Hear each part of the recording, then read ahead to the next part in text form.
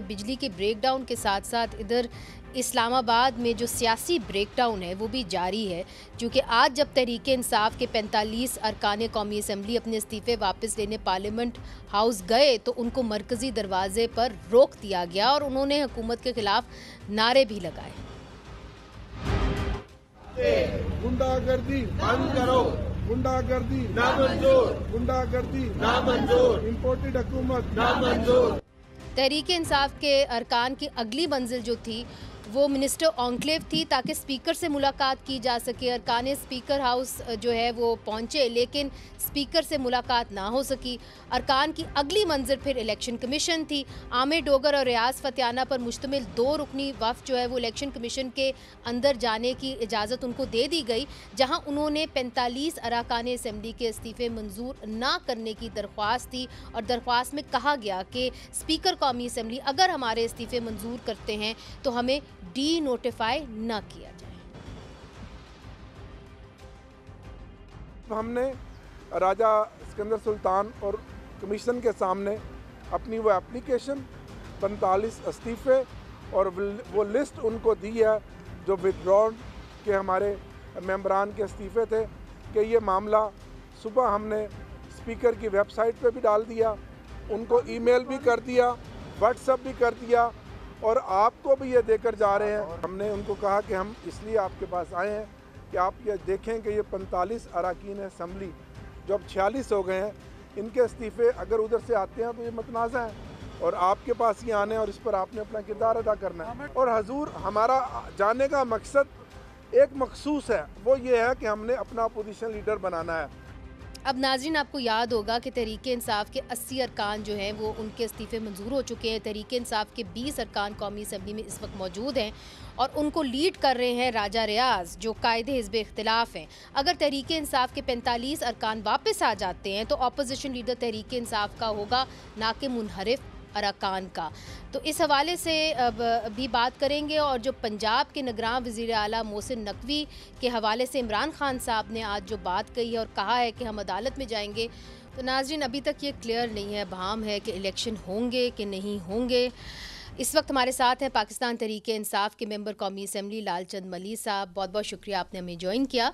Pakistan peoples party के कादिर खान मंदोखेल साहब ने हमें ज्वाइन किया, जो कौमी असम्बली की कमेटी बराए लॉ एंड जस्टिस के मेंबर हैं, आपका भी बहुत बहुत शुक्रिया। और लंदन से हमें ज्वाइन कर रहे हैं बिलाल अज़हर कियानी साहब, जो वज़ीर आज़म के कोऑर्डिनेटर बराए तवानाई और मईशत हैं और अक्सर मियाँ नवाज शरीफ साहब से भी मुलाकात करते रहते हैं। सबसे पहले बिलाल अज़हर साहब, आपकी जानिब आऊँगी, चूँकि सारा मुल्क जो इस वक्त है तारीकी में डूबा हुआ है, इतनी सर्दी का मौसम है, लोग पूछ रहे हैं कि मुकम्मल तौर पर बिजली कैसे और कब बहाल होगी।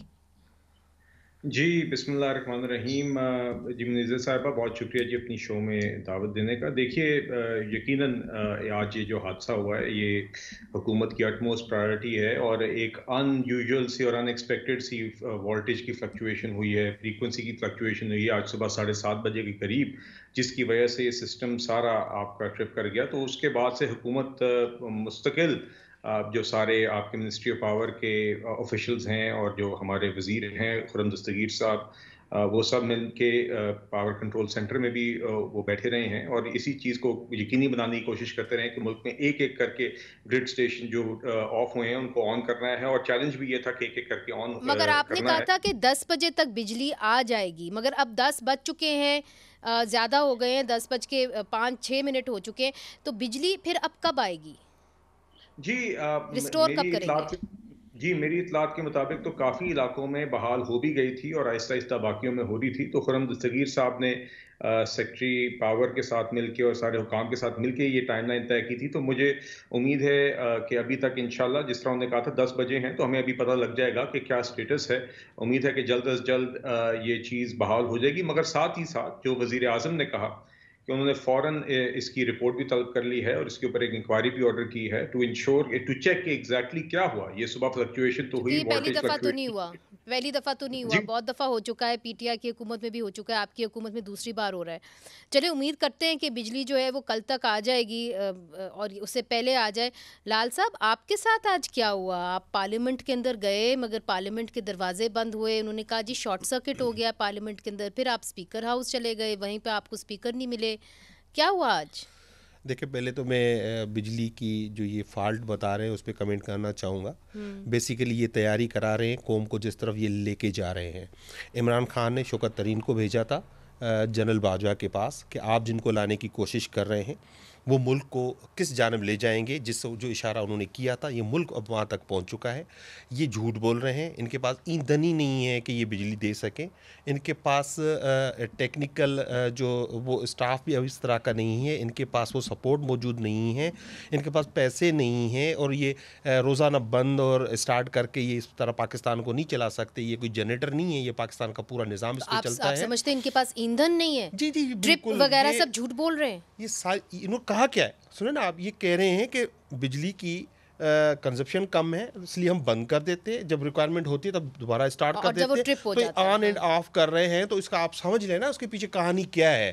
तो ये फाइनेंशियल मैटर्स है। मगर आज आपके साथ क्या हुआ? देखें, आज इमरान खान ने कुछ दिन पहले ऐलान किया था कि पाकिस्तान तहरीक-ए-इंसाफ असेंबलीज में वापस जा रही हैं और वो जाके अपना एक आईनी किरदार निभाएंगी, क्योंकि हम समझते हैं कि ये इलेक्शन ईयर है। और हमने 8 माह पहले इस्तीफ़ा दिए थे जो कासिम सूरी साहब ने कबूल किए थे। अगर वो कबूल हो जाते तो वेल एंड गुड। 8 माह के बाद अब सिचुएशन जो है मुकम्मल तौर पर तब्दील हो चुकी है। तो हम चाहते थे कि असेंबली जाए और ये एक जो नाम नेहाद किस्म की अपोजिशन है जो मिली हुई है शहबाज शरीफ से राजा रियाज की शक्ल में, ताकि हम अपना अपोजिशन लीडर ले आएँ। और इलेक्शन ईयर है तो आगे चल के हम जो आगे आईनी मामलात हैं इलेक्शन के हवाले से उनको हैंडल करें। तो आपने देखा जैसे हम आपने पहले नहीं सोचा इसके बारे में? 35 मंजूर हुए, फिर 35 मंजूर हुए। नहीं, वो 35 मंजूर इन्होंने तब किए जब हमने जाने का अंदिया दिया। हमने कहा कि हम असेंबली में जाना चाहते हैं। शहबाज शरीफ के खिलाफ अदम एतमाद भी आ सकती है, एतमाद के वोट का इशू भी आ सकता है। उसको इन्होंने फिर इस्तीफ़ा जो हमारे थे इन्होंने उनका पॉलिटिकल इस्तेमाल किया, जो राजा परवेज़ अशरफ साहब को बिल्कुल नहीं करना चाहिए था। और मैं ज़ाती तरफ से ये भी समझता हूँ कि ये सिर्फ राजा परवेज़ अशरफ साहब नहीं है, वो सियासी आदमी है, इतनी बड़ा काम वो नहीं कर सकते। तो 70 जो उनको लाए हैं ना, पूरे सेटअप को लाने वाला भी तो एक जरदारी साहब की तरफ नहीं, जरदारी साहब की तरफ भी नहीं ले रहा हूँ। ये तो सब एक जो आपके पर काटा मार रहे हैं, जो काटा मार रहे हैं, जो रेड लाइंस लगा रहे हैं, ये उनका काम है। ये इनका काम नहीं है कि ये इतने लोगों को एक दिन में कर दें। और जब हम आज भी गए, हम पहले तो उन्होंने देखा जब हम जाने की कोशिश की लास्ट फ्राइडे का, तो इन्होंने एक हफ्ते के लिए इजलास पोस्टपोन किया। आज जाने की कोशिश की तो इन्होंने कहा कि आग लग गई। आग तो बेसिकली पीडीएम को लगी हुई है ना, पीटीआई से। तो ये अलग ही है। फ्राइडे को जो है नेक्स्ट असेंबली का इजलास होगा। हम तो जाएंगे। अच्छा, हमने अपने इस्तीफा, आज हम गए। इन्होंने जो मार्शल लॉ के दौर में भी ऐसे नहीं होता था कि पार्लियामेंट हाउस को ताले और जंजीरें लगा दे, इन्होंने लगा दी। कर दूं तो इन्होंने हमें नहीं आने दिया। हमने अपने इस्तीफा व्हाट्सएप के थ्रू, ईमेल्स के थ्रू, मीडिया के थ्रू हमने उन तक पहुंचा चुकी हैं। और ये हमारा राइट है। एक एज ए पॉलिटिकल पार्टी हमने एक इस्तीफे दिए थे, एक कलेक्टिव फैसला था कि कलेक्टिव वो मंजूर होंगे, इसलिए नहीं दिए कि पीडीएम को जब सूट करे तब वो कबूल कर ले, जब ना सूट करे तो ना करे। कादिर मंदोखेल साहब, आपने लालचंद मली साहब की बात सुनी। वो ये कहते हैं कि जी आपके जो स्पीकर हैं राजा परवेज़ अशरफ साहब, वो सियासी एक आदमी है, वो सियासी तौर पे फैसले नहीं कर रहे, उनसे करवाए जा रहे हैं ये फैसले, और गैर सियासी लोग जो हैं, जो लोग आपको लाए थे, वो ये फैसले करवा रहे हैं। ये लालचंद मली साहब के ज़ाहिर बात है, उसकी अपनी एक तज्जिया है। इससे पहले जो बिजली के ऊपर बात की है लालचंद मली साहब ने, और जिस तरह उन्होंने हुकूमत के ऊपर कीचड़ डाला, और मैं ये तवक्को कर रहा था आपसे कि आप या आपके कान में प्रोड्यूसर साहब आपको ये बता दे कि पिछले साल एग्जैक्टली इसी तरह एक ब्रेकडाउन आया था। मैं कह चुकी हूँ, पाकिस्तान अंधेरा में डूबा, मैं वो कह चुकी हूँ। अगर आप सुन रहे थे तो मैं ये कह चुकी थी, मगर प्रोड्यूसर साहब ने मुझे कान में नहीं बताया था। मुझे याद है चूंकि मैं तब भी सहाफी थी। हाँ।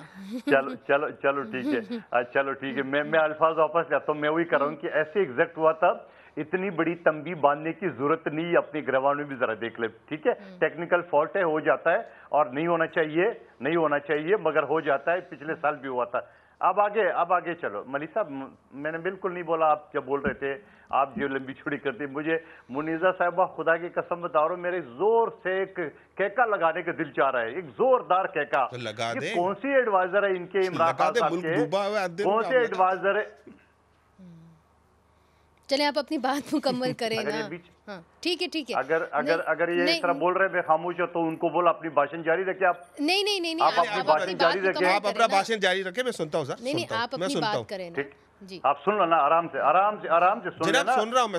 अभी दिल्ली दूर है, अभी आपको आगे पता चल जाएगा कि ये हम क्या मधुकर साहब सुन रहा हूँ मैं, आपको पता चल जाएगा। मैं सुन रहा हूँ, आप सुनाए आप सुनाए। मुनीजा साहबा जी एक जोरदार कहका को दिल चाह रहा है हंसी का। कौन से एडवाइजर है इस मखलूक के जो सबसे बड़े सूबे की पंजाब को तोड़ा है, पुख्तनख्वा को तोड़ा है, और फिर यहाँ इस्तीफे दिए, और फिर इस्तीफे देने के बाद एक मंजूर हो गए, फिर दूसरा खेप मंजूर हो गया, फिर तीसरा मंजूर, आज भागे गए। भाई खुदा का वास्ता हमारे इस्तीफे मंजूर नहीं करे। कौन सी मखलूक है ये? कोई अकल नाम की कोई चीज़ है इनके अंदर के नहीं है। और फिर दूसरी बात जो आज मुख्तलिफ मीडिया भी दिखा रहे हैं कि इनके दरवाजे बंद है। मैं अभी आपके प्रोड्यूसर साहब को ये व्हाट्सएप भेज दिए मैंने। ये कल का नोटिफिकेशन इशू हुआ है, कल सेनेट में वहाँ कोई शॉर्ट सर्किट हुआ है। उस शॉर्ट सर्किट की वजह से 3 दिन यानी 26 तारीख तक असेंबली के पूरे पार्लियामेंट कादिर साहब बुरा ना मनाइएगा, बंद कर दिया बुरा ना मनाइएगा, मैं आपको टोक रही हूँ, मगर देखिए राना सनाउल्लाह साहब ने तो एक बकायदा बयान दिया था। एक दिन पहले इस्तीफे मंजूर हुए, उसे एक दिन पहले उन्होंने बयान दिया। उन्होंने कहा कि इनको चाहिए कि वापस आए ईवानों के अंदर और वहाँ पे एहतजाज करें। तो अब जब यहाँ आना चाह रहे हैं आप, इनको क्यों नहीं आने दे रहे? आने दें, व्हाट्स द बिग डील? ये जो सरप्राइज करते रहते हैं ना, हम भी जरा सरप्राइज देते आ रहे हैं ना, जरा हमारी सरप्राइज भी देखते रहे ना। ये 35 पंचर, फिर 35 पंचर, आज 45। मैं तो स्पीकर साहब से रिक्वेस्ट कर रहा हूँ कि इसको तो मंजूर होना चाहिए, और मुमकिन आता है स्पीकर साहब ने मंजूर भी कर लिए होंगे, मुझे नहीं पता। बात ये होता है ना कि ये तूका हुआ जो चाट रहे हैं ना, जरा इनके ऊपर देख लीजिए, इनकी अक्ल को दाद देता हूँ, इनकी सियासत को दाद देता हूँ। ये कौन सी दुनिया में रहते हैं, ये कहाँ रहते हैं? और आपको याद होगा आपके शो में मैंने कहा, पहले दिन मैंने कहा, मैं पिछले 7-8 महीने से बात करता आ रहा हूं कि भाई अगर आपने निगरान हुकूमत बनाना है तो वो अपोजिशन लीडर से बात होगी, डी चौक से बात नहीं होगी। अगर आपने इलेक्शन रूल्स बनाने हैं तो अपोजिशन लीडर से बात होगी, डी चौक से बात नहीं होगी। अगर आपने ये सारी चीजें आने दे फिर इनको पार्लियामेंट में, आपने असेंबली के अंदर करना है। फिर आने दे इनको पार्लियामेंट में, आने देना पार्लियामेंट में। आज अकल आ गई इनको। नहीं, मैं तो वेलकम करता हूँ, मैं तो खुद बोर हो रहा हूँ, मैं तो खुद बोर हो रहा हूँ असेंबली में। वो हलचल ही नहीं है, खामोशी है। मैं तो वेलकम करता हूँ पहले दिन से।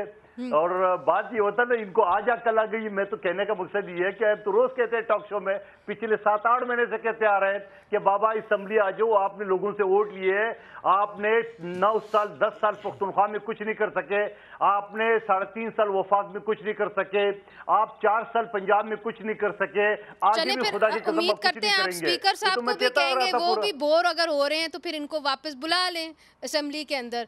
मगर बिलाल साहब, मैं ख्याल जाहिर कर रहा हूँ मुनीजा साहिबा, हो सकता है इनके 45 भी मंजूर हो चुके होंगे, ये तो पता चलेगा बाद में, मुझे तो नहीं पता। मगर अब तो इन्होंने टीवी पे आके कहा है ना जी, और व्हाट्सएप भी भेजा है, फिर स्पीकर को भी इतला की है, फिर इलेक्शन कमीशन को भी की है। चले बिलाल साहब आपसे पूछ लेती हूँ, इनकी अक्ल को सलाम, क्योंकि इनकी अक्ल को सलाम, बस मैं तो नहीं कहूँगा। अच्छा बिलाल साहब, लोग काफ़ी परेशान है, जाहिर है जो माशी हालात हैं सबके सामने, फिर इस तरह ब्रेक डाउन हो जाना। तो जो लालचंद मली साहब कह रहे हैं कि ईंधन की कमी है, तो क्या वाकई में ईंधन की कमी है कि आप पावर प्लांट्स बंद करते हैं, जिस तरह खुर्रम दस्तगीर साहब कह रहे हैं, फिर चलाते हैं तो वो ट्रिप हो जाते हैं? जी, मैं लालचंद साहब ने चंद बातें की हैं, अब मैं शुक्रगुजार हूँ आपका कि आपने मुझे उनको एड्रेस करने का मौका दिया है। अगेन मैं मंदोखेल साहब वाली बात तो नहीं कहूँगा कि हंसी आती है, क्योंकि हंसी एक लिहाज से इनकी बातों पे इस हद तक तो ज़रूर आती है कि संजीदा बातें नहीं होती, मगर साथ साथ दुख भी होता है कि इन लोगों ने पिछले 4 साल इस मुल्क के साथ किया क्या है। आप 2013 से 18 का दौर देखें तो 12,000 मेगावाट बिजली के जनरेशन का इजाफा हुआ था, तो लोड शेडिंग ख़त्म हुई थी। इन लोगों ने 4 साल में 1 मेगावाट ऐड नहीं की। ना ट्रांसमिशन सिस्टम में इमरान खान साहब की हुकूमत ने बड़ी बातें की थी, बड़े दावे किए थे, कोई इजाफा किया, ना उन्होंने डिस्ट्रीब्यूशन निज़ाम में कोई बेहतरी की। बिजली का सर्कुलर डेट 1200 अरब से उठा के 2800 अरब कर दिया। गैस सर्कुलर डेट जिस जाम की कोई चीज़ नहीं थी इस मुल्क में, वो 0 से 1500 अरब रुपए पे ये ले गए। और ईंधन की लालचंद साहब ने बात की, तो मैं इनको बताना चाहूंगा कि इन्होंने फर्नेस ऑयल की लॉबियों को खुश करने के लिए, जब कोविड के दौरान तारीखी एक मौका मिला था पाकिस्तान को, LNG $4 पर MMBTU के ऊपर लॉक करने का मौका मिला था, जो आज आलमी मंडी में $30 पर भी नहीं मुयसर, अगर आप लेना चाहें तो टेंडर्स में नहीं अवेलेबल। तो इन लोगों ने तो ना ईंधन ली, मगर ना बिलाल साहब, जो लोग हैं ना जो ये प्रोग्राम देख रहे हैं, बुरा ना मनाइएगा, वो ये बहुत कुछ सुन चुके हैं, वो ये पूछना चाह रहे हैं अब आप आ गए, अब आप क्या करेंगे? जो वो कह रहे हैं कि जी ईंधन की कमी है, तो लोग तो जवाब सुनना चाह रहे हैं कि जी बिलाल साहब क्या जवाब देंगे उसका? जी मुनीज़ा साहबा, मगर बात यह है ना कि जब ये बात होती है और जब इस तरह के लोग इस तरह की बातें करते हैं ना, तो फिर वो असलियत दिखाना भी हमारे ऊपर फ़र्ज़ होता है। मगर जो आपने सवाल किया उसका जवाब देना भी मेरे ऊपर फ़र्ज़ है, क्योंकि हम यकीनन हुकूमत के नुमाइंदे, तो हमने आते ही ईंधन खरीदी। आपको याद होगा लोड शेडिंग थी, जब वोट ऑफ नो कॉन्फिडेंस कामयाब हुआ था, तो उसके बाद आते ही ये इलेक्ट्रिसिटी शॉर्टेजेस थे, और उसके अंदर सिर्फ ईंधन का मसला नहीं था, ईंधन के साथ साथ टेक्निकल आउटेजेस थे बहुत सारे जनरेशन प्लांट्स में, उसको भी फिक्स किया। तो फिर कमी नहीं है इस वक्त? जी कमी नहीं है इस वक्त ईंधन की? देखिए, आज तो ईंधन की वजह से हुआ ही नहीं, आज तो डिमांड का इशू नहीं था। आज ऐसा तो नहीं था कि आपको कि डिमांड बहुत ज़्यादा थी और लोड शेडिंग के सिस्टम उस वजह से ट्रिप किया। एक टेक्निकल आउटेज हुआ है फ्लक्चुएशन की वजह से, उसको एड्रेस कर रहे हैं, और यकीनन हमारे ऊपर और हमारी हुकूमत के ऊपर और हुकाम के ऊपर यह फ़र्ज़ है कि ना सिर्फ इसको जल्द अज जल्द आउटेज को ठीक करें, बल्कि इसको समझें कि क्या हुआ है और क्या ऐसी चीज़ हुई है कि आइंदा इस तरह का हादसा ना हो, कोई सिस्टम में ऐसा आउटेज ना आए जिससे इलाका जो है मुल्क का अफेक्ट हो जाए। देखिए, दूसरी बात जो आपने की ना जी ईंधन की, हुकूमत ये ईंधन अरेंज कर रही है, मगर जिन मुआशी हालात में ये हमें छोड़ के गए ना जी, उसके बाद ये ईंधन अरेंज करना भी एक चैलेंज है, मगर ये हुकूमत कर रही है और ईंधन अभी मुयस्सर है, कोई फ्यूल शॉर्टेज का इशू नहीं है। ठीक है, ये दूसरी बात, अगर आप मुझे मौका दें तो जो आपने बात की इस्तीफों की जी, देखिए इसमें मंदोखेल साहब ने भी बात कर दी है, मगर अब वाकई में मतलब कि समझ नहीं आती कि ये लोग, इमरान खान साहब और इनकी जो सारी ये टीम है और ये लालचंद साहब बैठे हुए हैं, ये तो एक फेक पार्लियामान थी, ये तो एक जाली पार्लियामान है जिस असेंबली में ये बैठना गवार नहीं कर सकते, ये बिल्कुल बैठना नहीं चाहते थे। और साथ साथ ये तो वो पार्लियामान है जिसको उन्होंने साइफर जैसे झूठ को बुनियाद बना के डिसॉल्व करने की कोशिश की थी, आइन सबवर्ट किया था, सुप्रीम कोर्ट ने वो रिवर्स किया। तो आज उसी पार्लियामान में ये वापस भाग भाग के इस्तीफे विड्रॉ करने भाग रहे हैं। तो इन लोगों का तो कोई जुबान, कोई चीज, कोई उसूल कुछ है ही नहीं। मतलब इनको खुद नहीं पता कि ये इनके MNAs को शायद के इस्तीफे क्यों देते हैं या दिलवाए जाते हैं और क्यों ये रिवर्स करते हैं। तो मेरी गुजारिश होगी कि ये अपने लीडर से ही पूछें, और ये पार्लियामान को तो ये कुछ समझते ही नहीं है। मतलब कि ऑनेस्टली चलिए, ये आपने जो पॉइंट उठाया है वो अहम है, इसको लेके आगे चलते हैं, क्योंकि पॉलिटिकल ब्रेकडाउन जो है वो शायद पावर ब्रेकडाउन से ज़्यादा जो है गंभीर सूरत हाल है। उस हवाले से उस तरफ भी हम नज़र दौड़ाएंगे। और ये भी आज जो इमरान खान साहब ने बात कही है कि जी अभी तक जो गवर्नर्स हैं खैबर पख्तूनख्वा पंजाब के, वो क्यों नहीं इलेक्शन की डेट दे रहे, इसके ऊपर भी बात करेंगे वक्फे के बाद। वेलकम बैक नाजरीन। लालचंद मली साहब, ब्रेक से पहले बिलाल साहब की बात आपने सुनी, कादिर मंदोखेल साहब की बात सुनी। अब सवाल ये उठता है कि इमरान खान साहब ने जो आज एक तकरीर की, उसके अंदर कहा गया कि जी बंद कमरों के अंदर जो लोग हैं उनको आदत हो गई है कि वो कांटे लगा देते हैं सियासतदानों के ऊपर। पहले उन्होंने मुजीबुर रहमान के ऊपर कांटा लगाया, फिर उन्होंने जुल्फ़िकार अली भुट्टो के ऊपर कांटा लगाया, शायद नवाज शरीफ साहब का नाम लेना वो भूल गए। बहरहाल, तो अगर आप पार्लियामेंट के अंदर नहीं आएंगे, पहले से आपने ये फैसला कर लिया था कि हम इस्तीफ़े दे देंगे, तो अब पार्लियामेंट में अगर आप नहीं आएंगे तो फिर बंद कमरों के हवाले ही आप अपनी गर्दन करेंगे ना। मुझे देखें, दोनों मेरे भाई हैं, पीपल्स पार्टी से ताल्लुक़ है, मंदोखेल साहब का, बिलाल साहब का नून लीग से है। ये आज पूरा मुल्क अंधेरों में डूबा हुआ है, ये कह रहे हैं कि हमें हंसी आ रही है, कह के लगाने का दिल करता है। आज जब मुल्क में महंगाई, ये क्योंकि ये तो आए थे पाकिस्तान की आवाम को रिलीफ देने, इन्होंने खुद ने रिलीफ ले लिया। इस्तीफे के ऊपर क्या क्या लगाने का दिल चाह रहा था? चलो मातम भी तो कर लेना, अब जो मुल्क का हाल किया है उस पे। वो कह रहे कि आपने ये कहा था कि आपको याद होगी इस्तीफे के ऊपर आप वापसी पे तू की चाटे पे चले, आप इनको महंगाई जो बढ़ गई उस पे इनका केके लगाने का दिल करता है। इन्होंने, हम जब थे, ये 100 बातें कर लें। सर, डिप्टी स्पीकर साहब ने ये नहीं कहा था कि ये जितने भी अरकान असेंबली हैं ये अमेरिका के एहलाकार हैं और ये जो हैं ये ट्रेटर्स हैं, ये उन्होंने दी थी ना रूलिंग। सर देखिए, उस वक्त तो उसी असेंबली में आप वापस आ रहे हैं। आप एक बात देखिए, जो असेंबली है, देखिए ये बिलाल साहब ने भी मिसकोट किया इसी असेंबली से इमरान खान साहब प्राइम मिनिस्टर मुंतखब हुए। हम इस असेंबली पे हमने कभी सवाल नहीं उठाया। असेंबलीज पे सवाल पीडीएम ने उठाया था।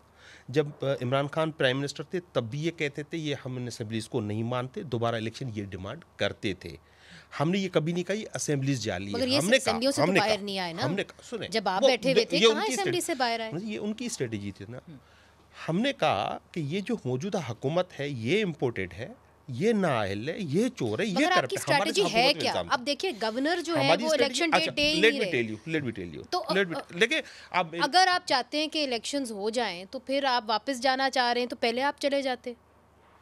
देखिए हमारी स्ट्रेटजी ये थी कि 8 माह पहले हम जनरल इलेक्शन चाह रहे थे कि ये जो हुकूमत आई ये जनरल इलेक्शन में जाए, ये रूल ना करें। लेकिन इन्होंने देखा, इन्होंने गैर आईनी, गैर इखलाकी, इलिजिटिमेट था ना हमारे इस्तीफा रोकने, अब क्यों कबूल किए, तब कर लेते ये। इन्होंने वो किया। अब हम समझते हैं कि 8 माह की पहले की ये पॉलिटिक्स जो है वो डे टू डे बिजनेस भी होता है, उसमें इन्वॉल्व होता है। और हम समझते हैं कि अब सूरत हाल कम्प्लीटली तब्दील हो गई है। अब ये असेंबली अपने आखिरी सांस ले रही है। ये पीडीएम की हुकूमत भी आखिरी सांस ले रही है, घबराई हुई है। जो मैंने आपको पहले कोट किया कि किस तरह से इन्होंने असेंबलीज को ताले लगाए, ये क्या ये घबराहट की निशानी है ना? ये आज बिजली बंद है पूरे मुल्क में, ये क्या है, क्या हो रहा है? काश कि आप ये सब कुछ असेंबली में करते। मुझे पता है आप कमेटी में अपना भरपूर रोल अदा करते रहे हैं, मगर असेंबली से बाहर अगर लोग सियासत करें तो फिर लोगों का उसका फ़ायदा कम ही होता है। कादिर खान मंदोखेल साहब, देखिए आपकी जानिब आज जो इमरान खान साहब ने बात कही है कि जी खैबर पख्तूनख्वा के अंदर गवर्नर इलेक्शन का अनाउंस नहीं कर रहे। आप तो वकील हैं, आप अच्छी तरीके से रूल्स को जानते हैं, तो उसके अंदर ये है कि गवर्नर को चाहे खैबर पख्तूनख्वा का हो या पंजाब का हो, उसको 90 दिन के अंदर अंदर इंतखाबात करवाने हैं। तो अभी तक इंतखाबात का ऐलान क्यों नहीं हो रहा? देखिए, ये एक तरफ तो बात कर रहे हैं कि हम किसी निगरान हुकूमत पंजाब को मानते नहीं है, जरदारी साहब का फ्रंटमैन है, और दूसरी तरफ कहते हैं कि इलेक्शन के ऐलान कराओ। तो भाई अगर इलेक्शन के ऐलान आप चाहते हो तो ये एक सांस में दो बातें नहीं हो सकती है ना। आप कहते हो कि इलेक्शन के ऐलान करो तो किसकी, उसी मोहसिन नकवी के ज़ेर निगरानी। दूसरी तरफ आप कहते हैं हम उसको मानते नहीं है। आप खुद एक जर्नलिस्ट भी हो, एक सीनियर एडवोकेट भी हो। आइन का आर्टिकल 224 और 224 क्या कहता है कि वजीर आला और अपोजिशन लीडर, फिर उसके बाद पार्लिमानी कमेटी और लास्ट में इलेक्शन कमीशन। अब ये नादान दोस्त जो अदालतों की बात कर रहा है, यहां अदालत का इंटरफेरेंस हो ही नहीं सकता है। आप अदालत को क्या बोल के जाएंगे?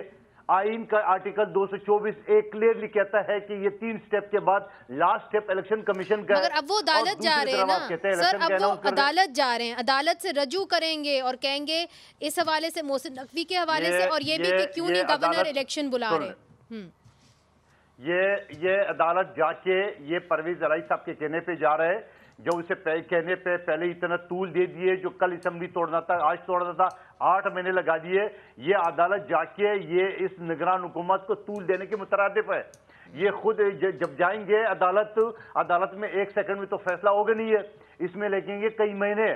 जब कई महीने होगा उसके बाद अगर ये वजीर आला, निगरान वजीर आला मोहसिन नकवी साहब अगर सुप्रीम कोर्ट के हुक्म पे अड़ता भी है तो फिर दोबारा वही आर्टिकल 224 के तहत जो है ना वो प्रोसेस होगा। फिर वही आएगा वजीर आला और अपोजिशन लीडर, फिर पार्लिमानी कमेटी और आखिर में फिर इलेक्शन कमीशन। मगर कादिर साहब के खेल जो है ये खेलते रहेंगे क्या? एक बात बताइए, मगर अगर ये अदालत चले भी जाते हैं तो 90 दिन के अंदर अंदर जैसे मर्जी हो जाए, गवर्नर ने इलेक्शन की डेट तो देनी है ना। कैसे देंगे? कैसे देंगे जब आप एक निगरान हुकूमत को मानते ही नहीं है, और फिर वो डेट कैसे देंगे? तो जब तक अदालत का फैसला नहीं होगा वो डेट दे नहीं सकते। अच्छा। ये जाए ना, ये मैं तो चाह रहा हूं कल सुबह चले जाए। अच्छा, और ये खुद इलेक्शन को प्रोलॉन्ग करने की ये कोशिश कर रहे हैं। खुद परवेज इलाही की हिदायत पे इन अक्लमंदों से कोई ये पूछे, सबसे बड़े 12 करोड़ सूबे की आपने असेंबली तोड़ दी है, फिर पुख्तनख्वा हुकूमत तोड़ दी है, फिर 115 या 135 MNA तोड़ते तोड़ते आप इंतजार कर रहे थे। जब 45 रह गए, आज बागे बागे अदालत के असेंबली के सामने वो भाई वो शॉर्ट सर्किट के लिए कल का नोटिफिकेशन जारी हो चुका है कि वो असेंबली 26 तारीख तक बंद रहेगी। इवन के स्पेशल कमेटियों का और स्टैंडिंग कमेटियों का सेनेट का इजलास जो आज होना था, मेरे एक बिल भी उसमें मौजूद था, वो पोस्टपोन हो गया 26 तारीख तक। ये 26 तक इंतजार नहीं कर रहे थे। और ठीक, मैं आपकी बात समझ गई। बिलाल साहब, जो कादिर मंदोखेल साहब बात कर रहे हैं वो तो इस तरफ इशारा कर रहे हैं कि जी अगर PTI चली गई अदालतों के अंदर और वो इस निगरान हुकूमत को मानती ही नहीं है, तो फिर जो एक शिक है जिसके तहत कहा गया है कि जी 90 दिन के अंदर अंदर गवर्नर ने जो है इलेक्शंस अनाउंस करने, तो फिर वो मामला भी घसीटा चला जाएगा। आपको क्या लगता है फिर इलेक्शंस होंगे इन 2 सूबों के अंदर 90 डेज के अंदर? देखिए, हमने देखा कि अब आपके सीएम, केयर टेकर सीएम तो एक पंजाब में अपॉइंट हो गए ना जी, और ये बिल्कुल जो आपका प्रोसीजर है उसके तहत हुए हैं कि आपकी हाउस और leader of house, leader of opposition ने अपने नाम दिए, उनका इत्तेफाक नहीं, और इलेक्शन कमीशन के बाद इस्तेहकाक था, उन्होंने वो इस्तेहकाक इस्तेमाल करते हुए केयर टेकर सीएम अपॉइंट कर दिए। अब ये बात इसमें वजन है कि अगर वो नहीं सीएम को तस्लीम करते या उसको कंट्रोवर्शियल करते हैं या दे गो टू कोर्ट, तो फिर जो जिम्मेदारी है, और आपने देखा है कि इलेक्शन कमीशन ने गाइडलाइंस भी इशू किए हैं कि केयरटेकर सीएम ने किस तरीके से, केयरटेकर सीएम्स ने, बल्कि केपी और पंजाब दोनों के सीएम्स ने किस तरीके से अपनी जिम्मेदारियां निभानी है और उनका एम्बिट क्या है इलेक्शंस कंडक्ट करवाने का। तो अगर वो मामला ही आप मुतनाज़ा कर देंगे तो वो किस तरीके से केयरटेकर सीएम अपनी जिम्मेदारी वो निभा सकेंगे, तो उसका यकीनन फ़र्क तो पड़ेगा। अगर तो ये वाकई में इलेक्शंस चाहते हैं और वक्त पे इलेक्शंस चाहते हैं तो यकीनन it will also be in their best interest में क्या आप अदालत ना जाएं? नहीं, वो देखिए ना, जाना चाहते हैं तो शौक पूरा करें, मगर फिर ये you can't have your cake and eat it. अच्छा, ये बड़ी दिलचस्प बात आपने की है। आप एक तरफ एक प्रोसीजर के तहत बने हुए केयरटेकर सीएम के काम में खलल भी डाल रहे हैं, साथ साथ कह रहे हैं कि इलेक्शन की सारे इंतजाम भी टाइम पे हों, तो at least let him do his job. एक फॉर वंस आप एक चीज को हर जगह पे रोना पीटना, कहीं पे कोई कंस्ट्रक्टिव काम होने दें, या आपने जब आप जीतेंगे तभी राजी होने, और जब हारेंगे, जब आपको हक में चीजें नहीं जाएंगी तो आपने हर दफा ही हर चीज को कंट्रोवर्शियल। मगर बिलाल साहब, ये जो आपने इशारा किया, कादिर मंदोखेल साहब ने, बिलाल साहब बात ये है, वो ये कह रहे हैं कि शायद परवेज इलाही साहब ने आपको अदालत भेज दिया, आप अदालत जाएंगे तो वो जो बात होगी कि जी 90 डेज के अंदर आपने इलेक्शन करवाने हैं, आप मजीद मामला और घसीटता चला जाएगा अदालत के अंदर। मुझे देखें ये जो जमहूरियत का लबादा ओढ़े ये जमायतें हैं, इनसे मेरा सवाल है कि आर्टिकल जो आइन का है 105 उसमें क्लियरली मेंशन्ड है, हमें तो छोड़ दे, हमारी बात बाद में आती है, केयरटेकर की बात बाद में आती है। जब वो असेंबली डिसॉल्व करते हैं तो उनको विद इन 90 डेज की एक डेट देनी होती है। मेरे सामने उन्होंने आइन को वायलेट किया है। सवाल ये है, नहीं तो अगर आप अदालत जाएंगे तो आप एक्सपेक्ट क्या करते हैं कि अदालत के अंदर केस चलता रहे और 90 डेज के अंदर गवर्नर जो है वो ऐलान कर दे इलेक्शंस का, इसी केयरटेकर सेटअप से? हमारे चाहने को छोड़ देना आप, ये मुल्क एक आइन के चल, मगर आप जा रहे हैं नहीं, आप मेरी बात सुननी पड़ेगी, 1 मिनट सुने। ये मुल्क मेरे कहने से या इनके कहने से तो नहीं चलता ना, ये मुल्क आइन के कहने पे चलता है। जो आइन कहता है वो ये करे, उनको डेट देनी थी इनको इलेक्शन 90 डेज में। 224 ए भी क्या कहता है, वो इलेक्शन कमीशन को क्या कहता है? आप बात कर लीजिएगा ना, दूसरे नहीं मानते हो सर, कोर्ट में थोड़ी है यार। आइन का आर्टिकल एक मानता है, दूसरा आर्टिकल नहीं मानता है। नहीं, वो भी वकील है, वो समझते हैं, उसको देखते हैं। आप ये बात तो सुनिए, एक आर्टिकल मानता है, दूसरा नहीं मानता। एक आर्टिकल एक वो है, उसके बाद आप कौन कहने वाले हैं कि हम जो कह रहे हैं कि फिर आप इलेक्शन आप आगे ले जाएंगे? आप ये क्या पंजाब की आवाम का, केपी की आवाम का ये हक नहीं है कि उनको उनका रिप्रेजेंटेटिव्स मिले? ये अथॉरिटेरियन, ये अदालत में केस चलता जाएगा? नहीं, क्योंकि मैंने वक्फा भी लेना है, मैं चाहती हूँ आपकी बात आ जाए। हम चाहते, देखिए, इलेक्शन कमीशन ने जो करना था किया, ये हमारा हक है, हम अदालत में जाएं। तब तक जो मामलात हैं वो आइन और कानून तक आगे बढ़े ना, ये उसको रोकने की क्या बात आ गई? फिर तो ये हुआ ना कि आपने माना भी नहीं और मान भी लिया। लेट्स से कि आप इलेक्शन कमीशन ऑफ पाकिस्तान को करवाने हैं ना, बिल्कुल ठीक है, मगर केयरटेकर तो आप मान नहीं रहे। उनको डे टू डे बिजनेस है, उनका उस इलेक्शन से कुछ लेना देना नहीं है। इलेक्शन कमीशन अपनी आईनी जिम्मेवारी पूरी करते हुए इलेक्शन कराए। ये हमारा हक है कि अगर मोहसिन नकवी एक जो प्ली बार्गेन की हुई है उसने, जिसने नायब से, उसने 35 लाख रुपए वो चोरी के भरे हुए हैं, वो अगर सिंध हाउस में इस साजिश में उसके खिलाफ होना चाहिए। ये क्या बात हुई कि वो किसी को भी हम पर नाफिज कर दे, हम किसी फोरम पे ना जाए? ये तो थोड़ी हो सकता है। हम बात ये कर रहे हैं कि आप पाकिस्तान के आइन और कानून के मुताबिक और अवाम को उनके हक दें, आप इलेक्शन में जाएं। हम अपना राइट इस्तेमाल कर रहे हैं, हम कोई लड़ाई नहीं कर रहे हैं, हम कोई झगड़ा नहीं कर रहे हैं, हम कोई बंदूक उठा के नहीं आ रहे, हम कोर्ट जा रहे हैं ना, हम कोर्ट जा रहे हैं, हम अपना मुतालबा रख रहे हैं, वो हमारा हक है। ठीक है, मगर उस दौरान आप ये समझते हैं कि गवर्नर को 90 दिन के अंदर इलेक्शन अनाउंस भी कर देने चाहिए? में Whether Mohsin Naqvi is there or हम not. समझते हैं कि जब असेंबली डिसॉल्व हुई 105 डिमांड उसके साथ ही 90 दिन का टाइम आ जाना चाहिए था। इन्होंने आइन को वायलेट किया मगर कादिर मंदोखेल साहब आइन के खालिक जो है वो आइन को तोड़ने में शामिल उन्होंने आर्टिकल 224 का भी हवाला दिया है, जिसके तहत जो है इलेक्शन कमीशन पे जिस तरह परवेज लाई साहब कहते हैं ना, उस तरह से गल मुक दी है। तो अब क्या होगा आगे ये तो नाजरीन वक्त ही बताएगा, मगर सियासी जो दर्जा हरारत है वो इस्लामाबाद के अंदर जो है काफ़ी ऊंची है। मगर इस हवाले से हमने ये भी देखना है कि कराची के अंदर जो एक बुरी खबर आई है उस हवाले से भी हम नज़र कराची की तरफ भी घुमाएंगे एक वक्फे के बाद।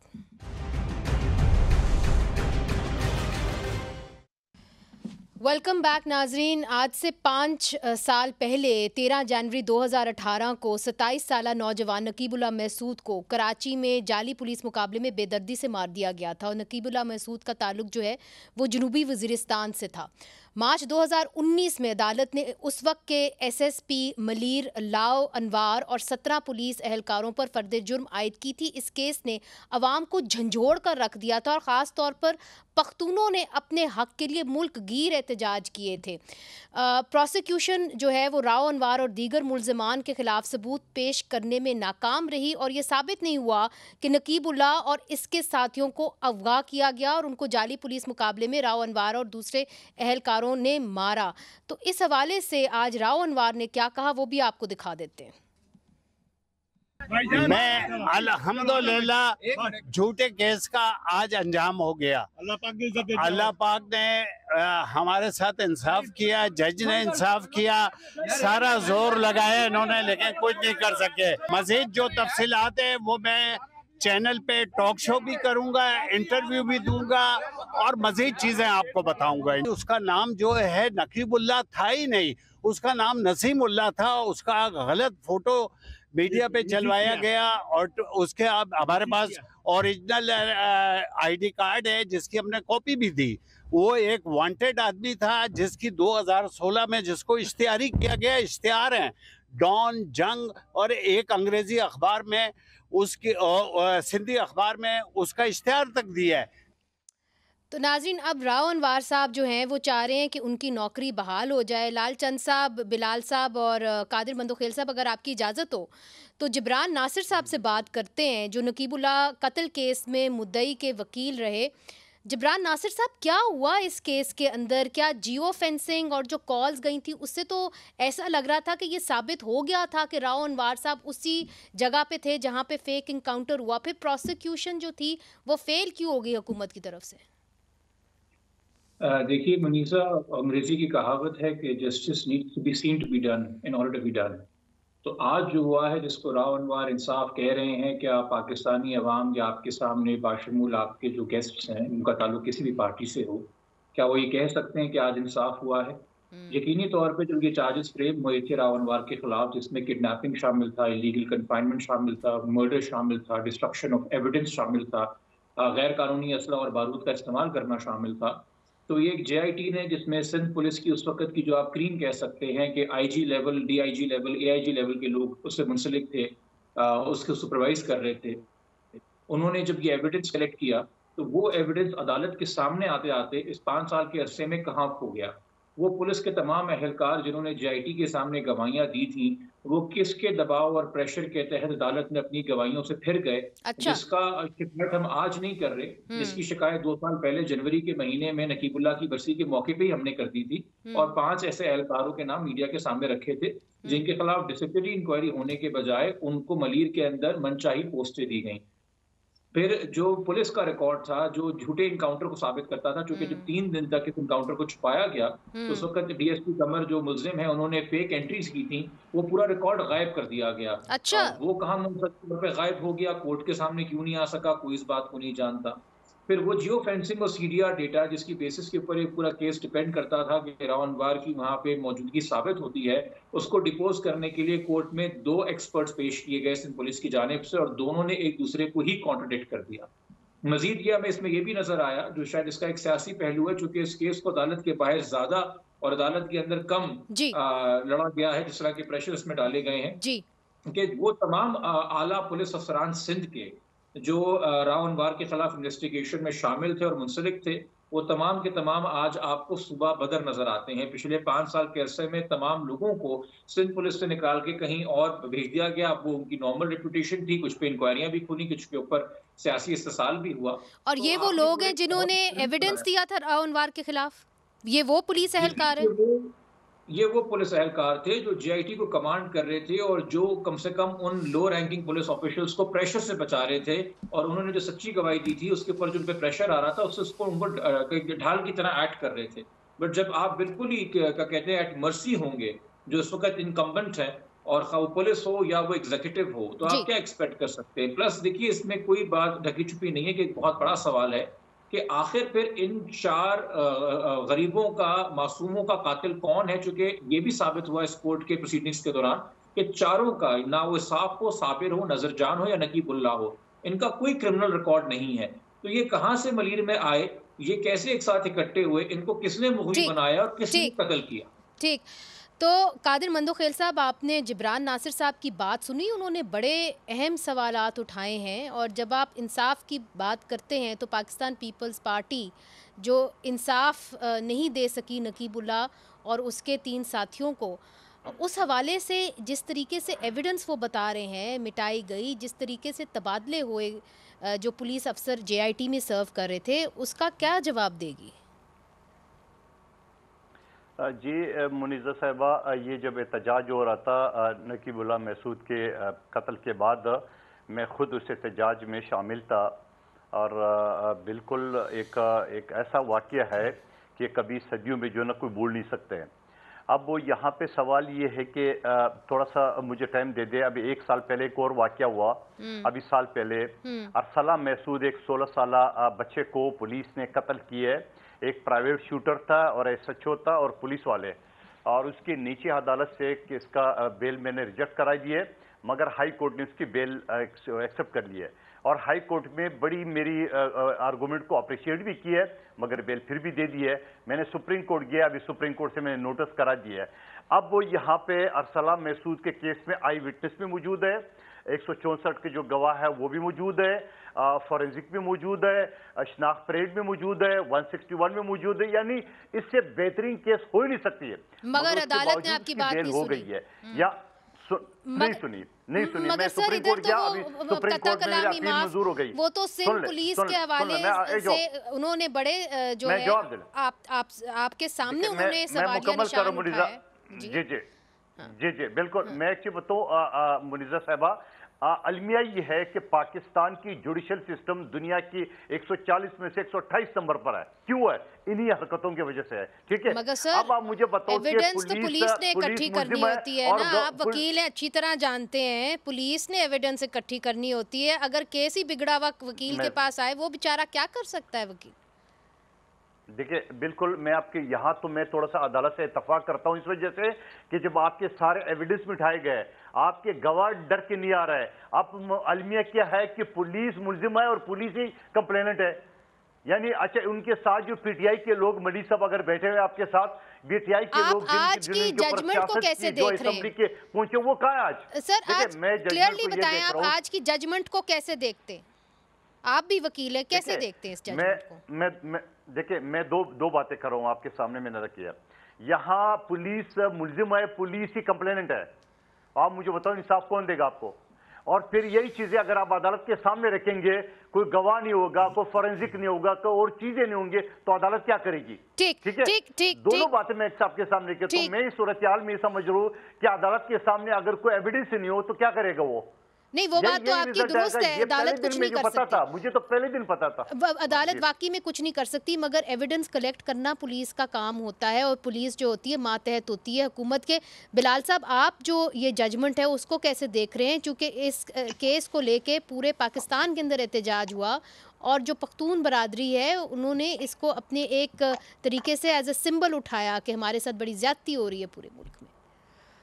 जी मुनीज़ा साहिबा, मैंने देखा है जी कि आज ये खबर आई है कि ये एक्विटल हुआ है, और मैंने जिब्रान नासिर साहब की बात भी सुनी है, कादिर मंदोखेल साहब की बात भी सुनी है। मैं इतना I am not as aware इस केस की मालूमात या तफसीलात से, जब वर्डिक्ट तफसीलात से जितना जिब्रान साहब हैं या कादिर साहब पस मंजर दे रहे हैं, मगर मैं इतना ज़रूर कहना चाहूँगा बतौर शहरी भी और बतौर एक कारकुन भी, जमाती कारकुन, क्योंकि हम आवाम के साथ होते हैं, कि यकीनन इस तरह के केसेस के अंदर इंसाफ होना भी चाहिए और इंसाफ होते हुए नज़र भी आना चाहिए। कुछ सवालात जिब्रान साहब ने ज़रूर उठाए हैं और वो मेरे नज़दीक वो सवालात जायज़ सवाल हैं।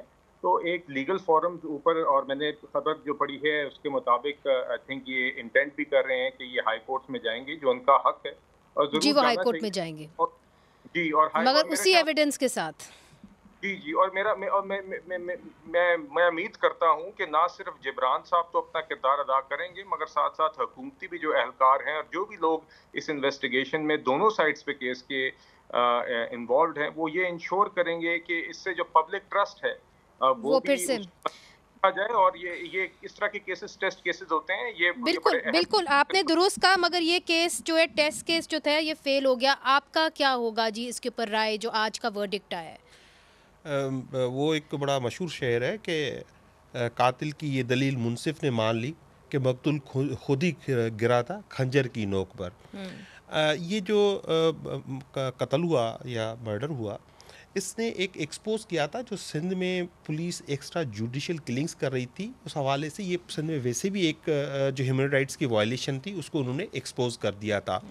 और जब आसिफ जरदारी साहब ने कहा, क्योंकि ये मलीर के एसएसपी थे राव साहब, तो ये वहाँ पे ज़मीनों के कब्ज़े कराने में, ये मुख्तलिफ जो टाउन्स बनी, प्राइवेट जो स्टेट्स बनी हुई हैं वहाँ पे, तो उनका वो सारा वो काम करते थे, तो उन्होंने उसको डिक्लेयर किया था बहादुर बच्चा।